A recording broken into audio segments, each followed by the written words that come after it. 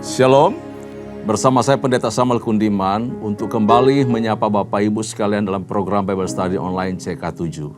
Hari ini kita akan lanjutkan pembahasan kita dari Injil Matius pasal yang ke-21.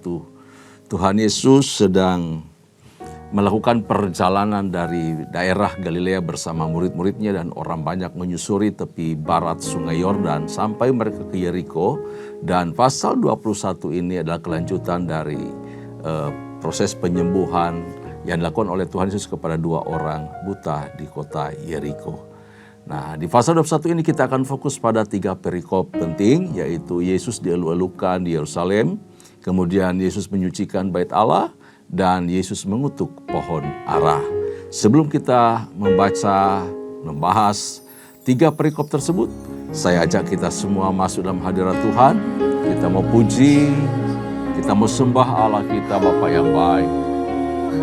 Terima kasih ya Tuhan. Terima kasih. Terima kasih. Terima kasih. Enak Yesus.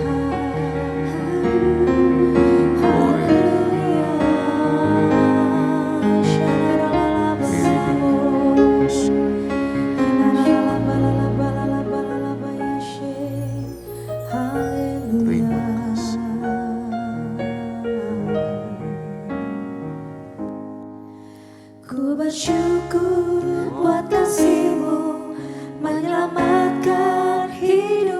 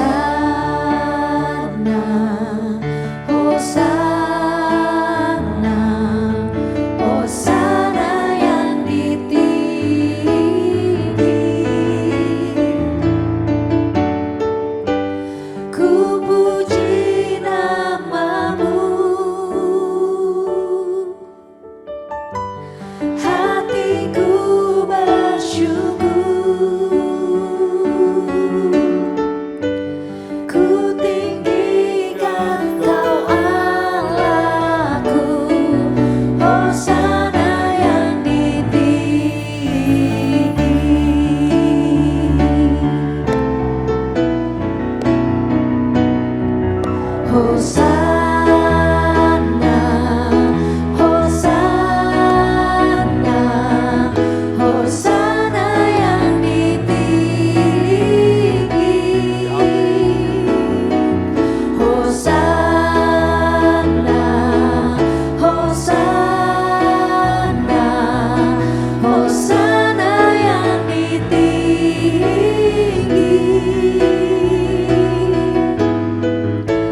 Ku puji namamu, hatiku bersyukur. Ku tinggikan Kau Allahku, Hosana yang ditinggi. Hosana yang ditinggi. Hosana yang ditinggi.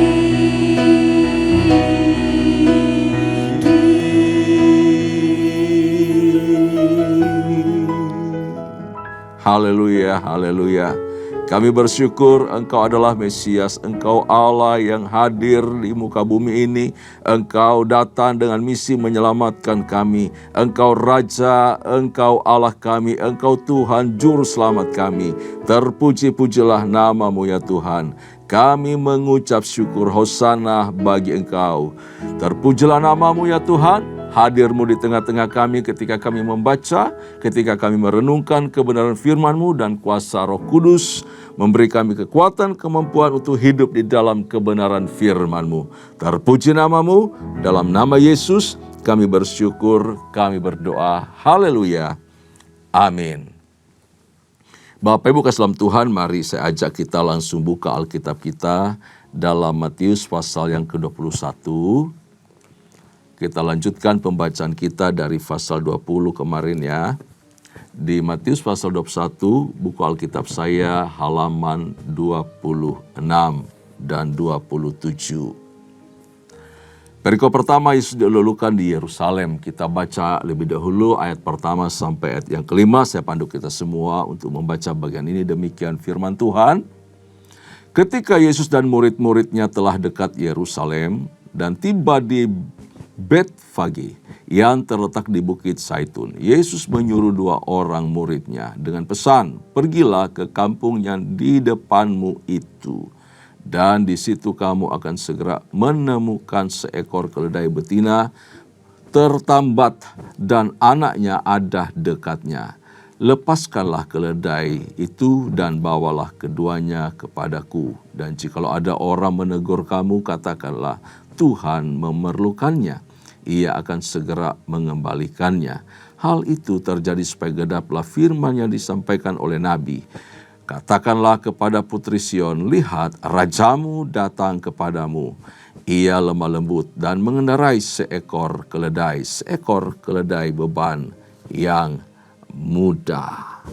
Nah, Bapak Ibu salam Tuhan, bahwa murid dan bersama Yesus meneruskan perjalanan dari Yeriko ke Yerusalem bersama dengan banyak orang yang sedang melakukan atau hendak melakukan ziarah ke Yerusalem karena sudah dekat hari Paskah. Jadi mereka datang ke Yerusalem berbondong-bondong dari wilayah utara, Galilea dan sekitarnya untuk merayakan Paskah. Hal itu dijelaskan juga di Yohanes pasal 12 ayatnya yang ke-12. Mereka mendaki Bukit Zaitun, menuruninya. Kemudian di sana ada 2 kampung dikatakan.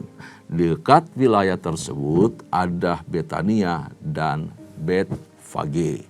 2 kampung ini yang sedang kita menjadi alamat dari pasal 21 ini.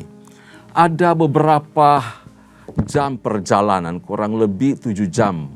Kira-kira perjalanan dari Yeriko menuju kota Yerusalem. Kemungkinan ada banyak juga perbincangan di perjalanan tersebut antara orang banyak yang bersama-sama dengan Yesus mengenai apakah Yesus itu Mesias.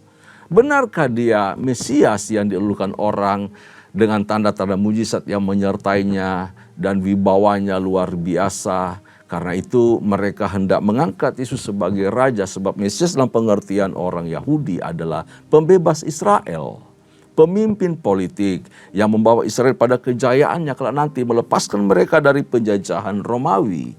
Ada beberapa alasan bahwa Yesus itu bagi mereka merupakan tanda atau bukti Yesus adalah seorang Mesias. Nah, kira-kira ada beberapa alasan ini. Yang pertama, bahwa di tengah-tengah mereka ada dua orang yang baru saja disembuhkan dari kebutaan setelah mereka mengakui bahwa Yesus adalah anak Daud. Ketika mereka berteriak, "Yesus anak Daud, kasihanilah kami, sembuhkan kami." Nah, dua orang buta yang di Yeriko itu disembuhkan. Mereka menyerukan, mengakui Yesus adalah anak Daud. Kata Yesus adalah anak Daud. Anak Daud berarti bicara mengenai Mesias yang sedang dinanti-nantikan. Dan yang kedua, bahwa di antara para penziarah yang mengikuti atau dalam rombongan tersebut, ada banyak orang Galilea pasti. Yang dimana mereka itu tahu persis begitu banyak mujizat yang telah Yesus lakukan di Galilea. Jadi mereka tidak bisa menyangkal bahwa tanda-tanda mujizat yang menyertai apa yang Yesus lakukan itu adalah bukti dari kehadiran seorang Mesias. Nah, yang ketiga, waktu mereka melalui Betania, maka mereka mengingat dan diteguhkan oleh peristiwa mengenai kebangkitan Lazarus. Karena mereka pas melewati wilayah itu, mereka diingatkan kembali. Tidak ada seorang yang diutus dari Allah kemudian tidak bisa melakukan hal itu. Hanya orang yang diutus oleh Allah yang bisa membangkitkan orang mati. Hanya seorang Mesias yang bisa membangkitkan orang mati. Karena itu mereka yakin betul ketika melewati daerah tersebut, mereka diingatkan akan peristiwa dibangkitkannya Lazarus.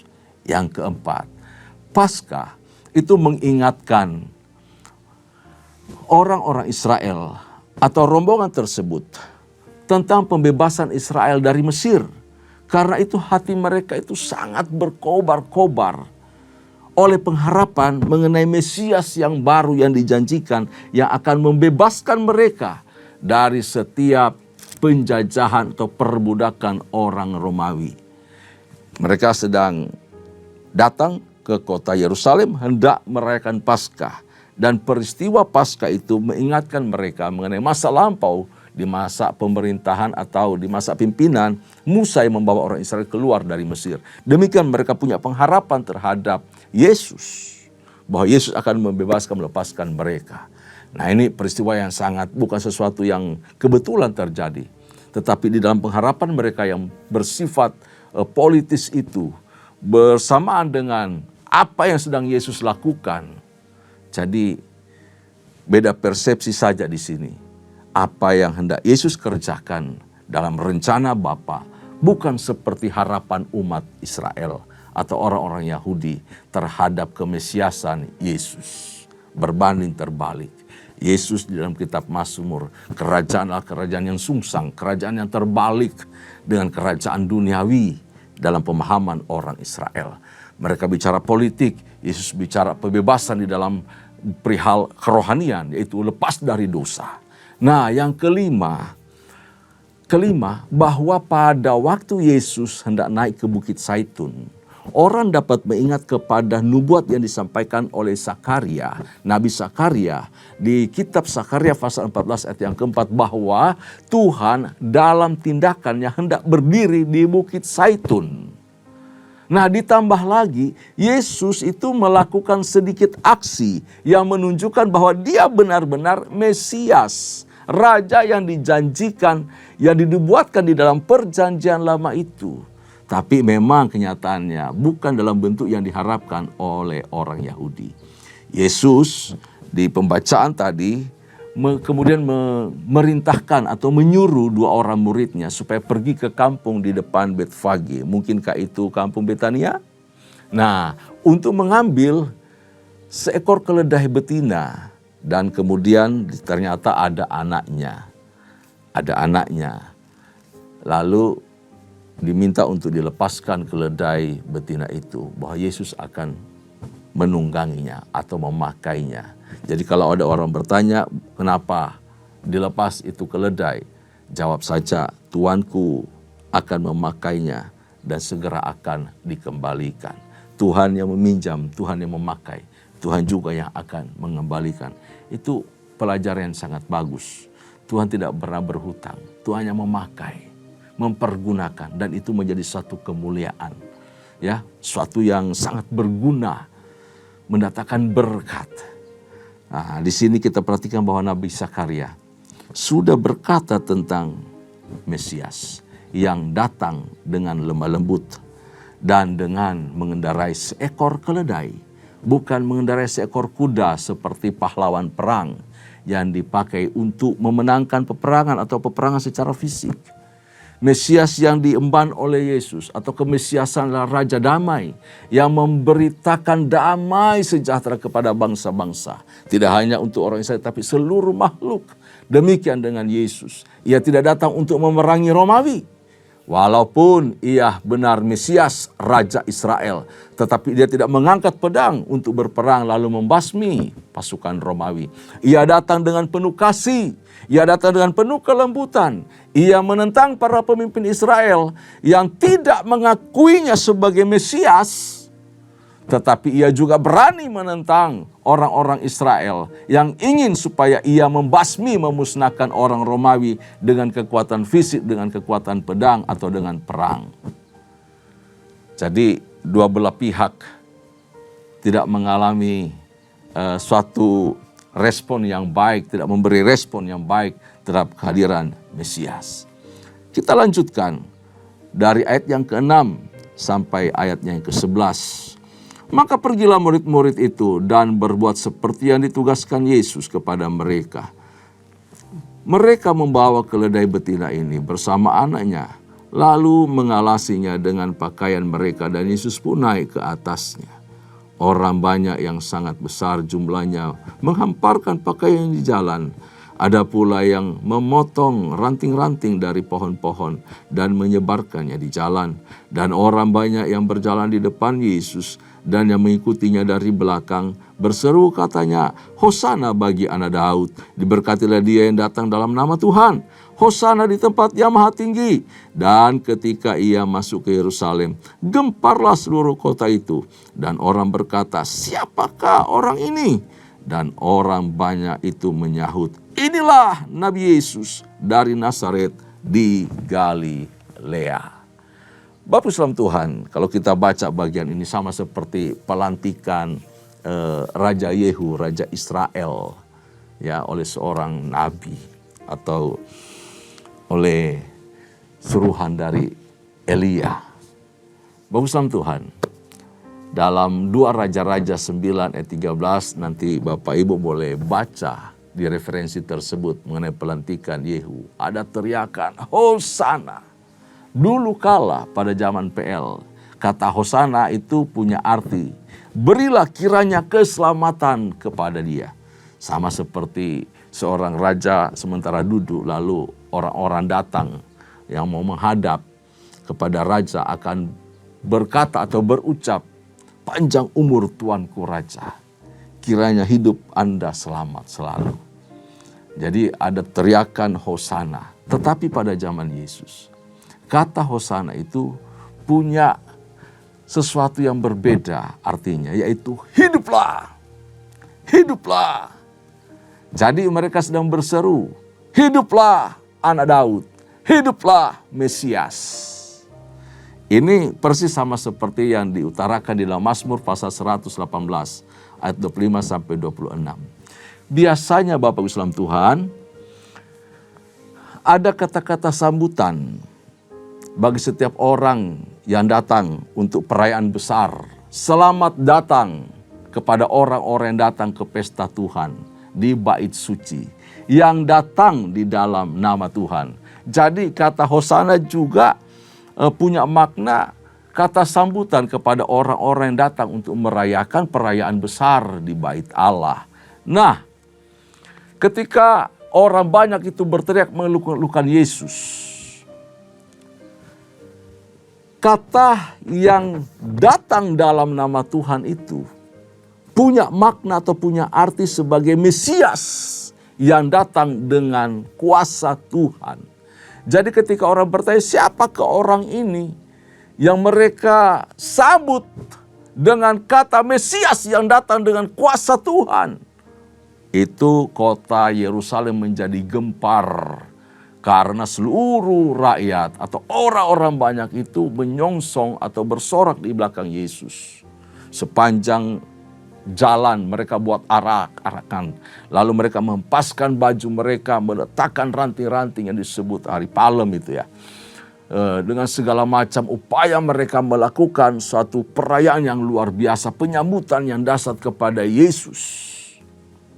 Dan kemudian kata ini juga, kata Mesias yang datang dengan kuasa Tuhan, itu merupakan ajakan kepada para malaikat di surga untuk ikut bersama-sama bersorak-sorai. Bersorak-sorai bahwa pekerjaan Allah sedang dilaksanakan, dituntaskan oleh seorang Mesias. Nah, ada dua hal yang dapat kita pelajari dari apa yang Matius tekankan dari cerita Yesus yang dielukan di Yerusalem ini. Yang pertama, bahwa di dalam Yesus nubuat-nubuat perjanjian lama telah digenapi atau dipenuhi. Yang kedua, bahwa Yesus adalah Raja. Oleh karena itu kita juga harus belajar setiap hari, setiap waktu untuk menyanjung, untuk memuji, untuk memuliakan Yesus. Dari kata buah bibir, pujian yang keluar dari mulut kita, atau dari perilaku hidup kita, pujian pengagungan kepada Allah harus kita terus naikkan. Agung-agungkan Tuhan, muliakan Tuhan dengan suara yang keluar dari mulut kita, dengan seluruh keberadaan kita untuk memuji dan menyembah Tuhan. Sebab apa? Dia Raja, Dia Mesias, Dia Allah yang hidup. Kita harus mentaati Kristus, harus melakukan pekerjaan-pekerjaan Yesus setiap hari. Tunduk kepada kehendak Allah seperti yang Yesus lakukan, taat dan setia sampai pada akhirnya. Ini teladan yang bisa kita ambil dari apa yang telah Yesus lakukan. Kita lanjutkan pembacaan dari ayat 12 sampai ayatnya yang ke-13 lebih dahulu. Yesus menyucikan bait Allah. Lalu Yesus masuk ke bait Allah dan mengusir semua orang yang berjual beli di halaman bait Allah. Ia membalikkan meja-meja penukar uang dan bangku-bangku pedagang merpati. Dan berkata kepada mereka, ada tertulis, rumahku akan disebut rumah doa, tetapi kamu menjadikannya sarang penyamun. Nah ini, Markus memberikan keterangan bahwa pada hari saat Yesus dielulukan, Yesus kemudian hanya meninjau bait Allah, datang melihat saja, menengok bait Allah, dan kemudian menyucikannya di hari berikutnya, di esok harinya. Nah, ada terdapat di Markus pasal 11 ya, ayat 11 sampai 19.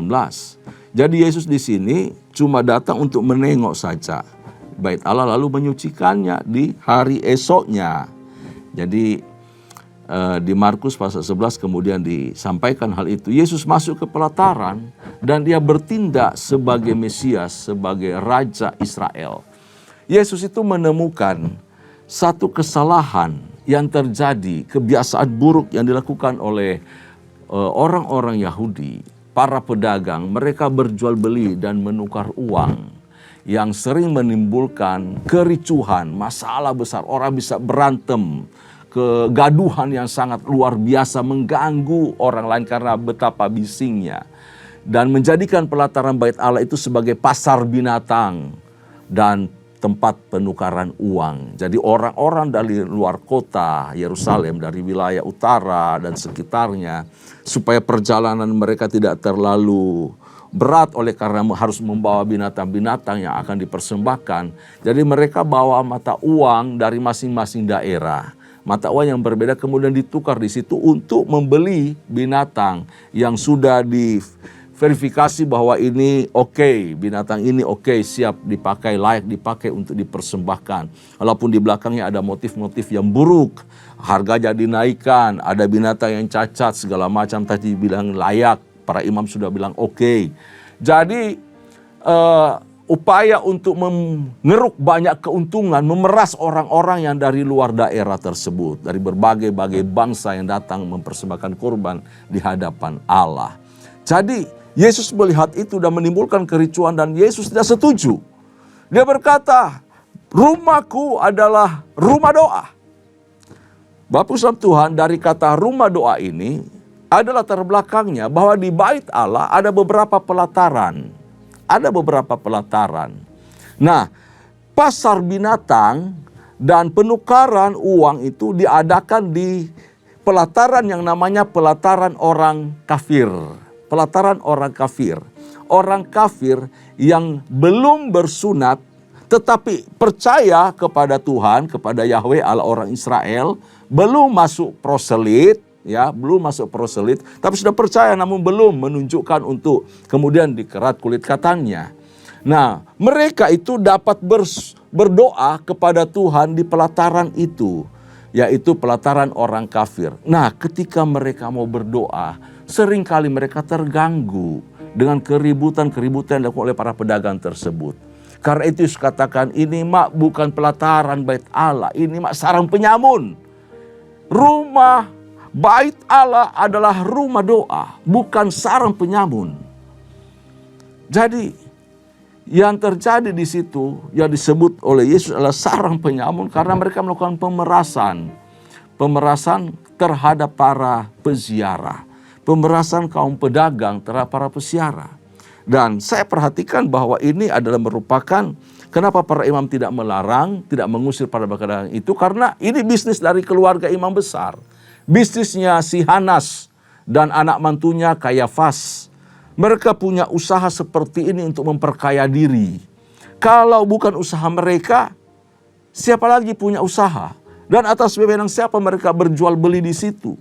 Semua diizinkan oleh imam besar. Sehingga terjadi kericuan seperti ini menjadikan bait Allah sarang penyamun. Hanas dan Kayafas, orang terpandang imam besar pada masa Yesus, yang kemudian juga menjatuhkan hukuman mati kepada Yesus. Jadi dia kaget, dia benci dengan apa Yesus lakukan. Karena apa? Ketika Yesus mengusir para pedagang itu, memporak-porandakan mereka, kemudian melarang terjadinya perdagang di situ, akhirnya apa? Omsetnya si Hanas dan Kayafas ini turun. Tidak ada lagi keuntungan yang mereka dapatkan. Nah, ini masalah di bait Allah kalau sudah mulai berbisnis. Nah, di bait Allah juga biasanya ada orang buta dan orang-orang yang timpang, yang duduk minta sedekah dan mereka disembuhkan. Mujizat dan kesembuhan adalah tanda bahwa Yesus adalah Mesias. Itu diteguhkan dalam Yesaya pasal 35 ayat yang ke-5 sampai ayat yang ke-6. Yesus adalah Mesias. Kenapa? Tanda-tanda menyertai adalah kesembuhan dan mujizat. Nah, saat itu juga oleh orang-orang yang tak terduga, kemudian Yesus diproklamirkan sebagai Mesias. Banyak orang datang untuk disembuhkan dan dipulihkan, dan Yesus melakukan hal itu. Semua apa yang dikatakan oleh perjanjian lama digenapi oleh Yesus Tuhan. Ayat 18 sampai 22. Kita akan bacakan bagian ini. Yesus mengutuk pohon ara. Pada pagi-pagi hari, dalam perjalanannya kembali ke kota, Yesus merasa lapar. Dekat jalan ia melihat pohon ara lalu pergi ke situ. Tetapi ia tidak mendapat apa-apa pada pohon itu, selain daun-daun saja. Katanya kepada pohon itu, engkau tidak akan berbuah lagi selama-lamanya.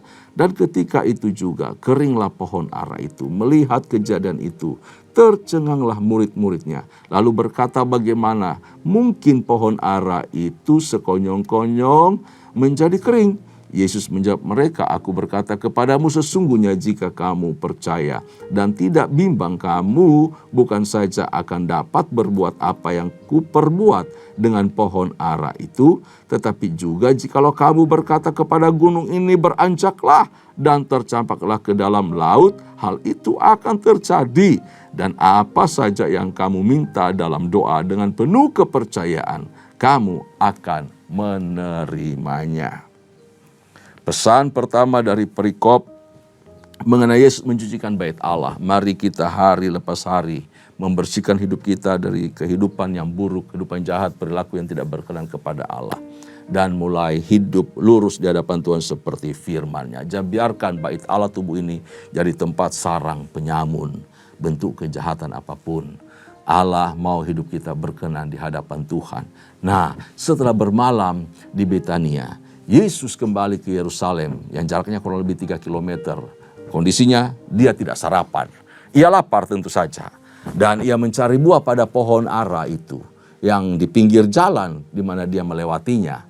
Kebetulan pada waktu itu adalah awal bulan April. Musim buah ara belum tiba, Bapak Islam Tuhan. Tetapi biasanya di luar dari musim tersebut, buah ara sering ada sisa buah dari musim yang lalu yang ditinggal atau yang tinggal di pohon selama musim dingin dan baru kemudian masak sekitar bulan April. Bapak Islam Tuhan, lalu di ayat 19 dikasih tahu bahwa dia mencari tapi tidak mendapat apa-apa buah dari pohon itu. Yesus menganggap bahwa pohon ara ini tidak normal. Lalu Yesus mengutuknya dan keringlah pohon itu. Pohon ara adalah simbol kehidupan orang Israel yang tidak berbuah, punya banyak upacara-upacara ibadah, tidak kurang mereka peraturan-peraturan, hukum-hukum, mereka penuh dengan hukum aturan segala macam, tata ibadah, perayaan-perayaan besar. Tetapi mayoritas orang Yahudi itu tidak berkenan kepada Allah. Kenapa? Mereka menolak Yesus. Itu berarti bahwa mereka tidak berbuah, tidak menunjukkan hasil apa-apa dari apa yang telah Allah anugerahkan kepada mereka. Diberikan Mesias, tetapi mereka menolaknya. Diberi kesempatan anugerah oleh Tuhan, tapi mereka tidak hidup di dalam anugerah itu. Karena itu orang Israel itu sama seperti pohon ara yang tidak berbuah. Dan Israel pun kena murka, sama seperti pohon ara yang tak berguna itu. Nah, Bapak Islam Tuhan, ada pelajaran yang penting dari peristiwa Yesus mengutuk pohon ara ini. Yang pertama adalah Yesus itu menuntut hidup orang Kristen yang berbuah. Menghasilkan buah kebenaran. Menghasilkan buah perbuatan baik dalam Kolose 1 ayat 10. Menghasilkan buah pertobatan, Matius pasal 3 ayat yang ke-8. Menghasilkan buah karakter, kehidupan yang diubahkan, Matius 12 ayat yang ke-33. Buah kebenaran, 2 Korintus 9 ayat yang ke-10. Buah jiwa-jiwa, Yohanes 12 ayat 24 sampai 25. Kemudian buah roh, kehidupan karakter yang dibaharui, Galatia 5 ayat 22. Yang dihasilkan di dalam hidup, yang kemudian keluar, bisa dibaca, bisa diterima, bisa dihidupi, bisa memberkati banyak orang. Inilah buah-buah yang Yesus inginkan di dalam kehidupan orang percaya. Yang kedua, bahwa buah yang harus dihasilkan oleh setiap orang harus dikerjakan, harus terjadi setiap waktu, sepanjang hidup. Tidak bisa bergantung musim. Minggu ini saya menjadi orang sabar, minggu depan saya menjadi orang galak dan tidak sabar. Tidak begitu. Buah kehidupan yang berkenan atau buah kebenaran ini harus kita hasilkan dari hari ke hari sepanjang kehidupan kita. Sepanjang musim hidup kita. Keadaan boleh berubah, tetapi kehidupan kita harus terus berkenan di hadapan Allah. Tidak bisa tidak. Jadi jangan berbuah pada musim tertentu. Oh, ini musim buah, kita harus menjadi orang Kristen baik-baik. Setelah musim buah berlalu, kita menjadi orang Kristen yang kering. Karena kondisi juga kering, suasana jadi kering, hambar. Tidak bisa, nggak seperti itu menjadi orang Kristen. Yang ketiga, bahwa Yesus menekankan bahwa Kristen yang tidak berbuah, orang percaya yang tidak menghasilkan buah akan menuju kepada kematian. akan menuju kepada kebinasaan. Dan yang keempat, Yesus mau Dia menjumpai kita dan berurusan secara pribadi dengan pohon ara itu. Yesus tidak cari pohon ara lain. Berurusan beres dengan pohon ara itu. Termasuk dengan diri kita. Kalau kita berurusan dengan Tuhan, jangan lihat orang lain. Jangan tunjuk orang lain. Yesus sedang berurusan secara pribadi dengan kita. Kalau Yesus menegur nasihati kita, terima itu. Jangan lihat orang lain. Jangan perhatikan orang lain. Kok kenapa bukan orang lain, Tuhan? Kenapa mesti saya? Yesus berurusan secara pribadi dengan masing-masing kita. Amin. Nah, di dalam hal doa, di ayat-ayat terakhir, di pasal 21 sampai 22 ini, Yesus menekankan besarnya peranan doa dalam kehidupan orang percaya. Doa kita yang kita panjatkan harus dialamatkan kepada Bapa yang telah menyatakan diri dalam Kristus Yesus. Kita doa kepada Yesus, kepada Tuhan kita. Alamat yang tepat, Dia mendengar teriakan seru sembahyang kita. Yang kedua, sepatutnya kita itu berdoa dengan penuh kerendahan hati di dalam nama Yesus saja. Dan dengan iman yang tulus, iman yang sungguh datang kepada Tuhan. Dengan penuh ketulusan dan kesungguhan hati. Sesuatu hasil yang tidak boleh diharapkan dari doa yang kita adakan, yang kemudian bertujuan untuk memuaskan hawa nafsu kita. Tidak boleh itu terjadi. Hasil dari doa itu harus untuk kemuliaan Tuhan, bukan untuk kita. Kalau kita tujuannya berdoa, meminta, memohon, bahkan berpuasa untuk tujuan keinginan kita dan hawa nafsu kita, doa kita tidak akan Allah dengar. Tidak akan ada pengabulan doa seperti itu. Saya berharap, saya percaya kita semua mendengarkan tayangan ini, kita yang belajar bersama-sama dari 3 perikop ini menjadi orang-orang yang mengarahkan hati terus kepada Allah untuk kita berbuah, untuk hidup berkenan kepada Allah. Dan ketika kita berdoa dengan iman dan penuh ketulusan hati di hadapan Tuhan yang mendengar doa kita. Amin. Itu yang kita dapat pelajari dari Matius pasal 21. Tuhan Yesus memberkati kita semua. Mari kita berdoa, kita mengucap syukur. Terima kasih Tuhan, untuk hari ini kami mengucap syukur. Engkau mengajar kami sekali lagi dari kebenaran firman-Mu Matius pasal 21 ini. Untuk kami memuliakan Tuhan, memuji Tuhan sebab Engkau adalah Mesias, Tuhan dan Raja kami. Engkau mengajarkan kami untuk hidup terus berbuah di dalam kebenaran-Mu. Dan kami memanjatkan doa dengan penuh iman, ketulusan hati di hadapan Tuhan dari hari ke hari. Terpujilah nama-Mu, berkati umat-Mu, berkati kami semua. Dalam nama Yesus kami mengucap syukur, kami berdoa. Haleluya. Kekasih-kekasih Tuhan, arahkan hatimu di hadapan Allah. Terimalah anugerah serta berkat yang melimpah dari Allah Bapa, kasih sayang dalam Kristus Yesus Tuhan, serta persekutuan yang manis dengan Allah Roh Kudus menyertai kita. Mulai hari ini sampai parusia, Tuhan datang pada kali yang kedua bahkan sampai selama-lamanya. Setiap kita yang percaya sama-sama katakan, amin. Tuhan Yesus memberkati kita semua. Shalom.